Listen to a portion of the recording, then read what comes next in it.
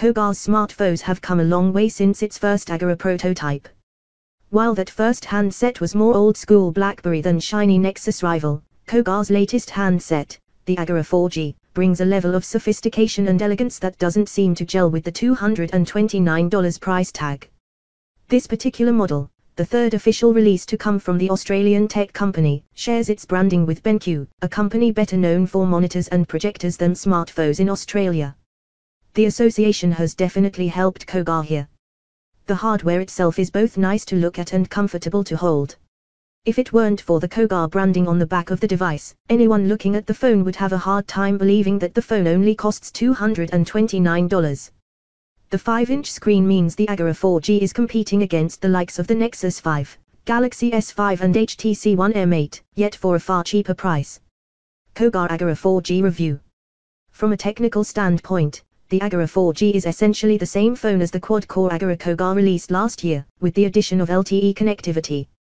The 5-inch 1280x720 IPS display is reminiscent of last year's model, as is the 1.2 GHz quad-core processor. What is different is the fact Koga has shipped the Agora 4G with Android 4.42 KitKat installed, which means you get the joys of Google Now, improved cloud support and the buttery-smooth transition between pages and apps. The battery has also been boosted to a 2520 mAh Li-ion model, which Koga claims gives a full day's usage. We haven't had the phone long enough to test the veracity of that statement, but there's never been an occasion we've complained about bigger batteries in smartphones, so we're not going to start now. Design. The Agora 4G feels nice and comfortable in the hand. It's certainly not a premium-styled finish, like the Xperia Z2 or the HTC One M8, but the plastic backing feels rather rubbery, giving a pretty good grip around the 5-inch screen. The front of the phone, like most Android devices, is pretty sparse.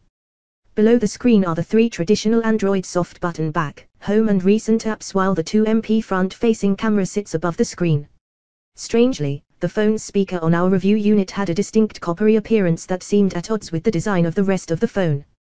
We're not sure if that's an intentional design decision or not, but it does look a little weird. Kogan Agora 4G Review. The power button rests on the top of the phone on the left-hand side, with the 3.5mm headphone jack sitting just right of center, while the bottom of the phone houses the mic and micro USB charging port. Naturally, you'll find the volume rocker on the phone's right-hand side. The back of the phone comes off to reveal the glorious innards, from the micro SD card and micro SIM to the locked-in battery. The fact you can't replace the battery does surprise us a bit given Koga founder Ursula Koga's love of open platforms, but it is definitely a trend we're seeing more and more of. The 8MP rear camera does have a nice metallic red ring around it that, while functionally pointless, does offer confidence in the phone's quality. Initial testing.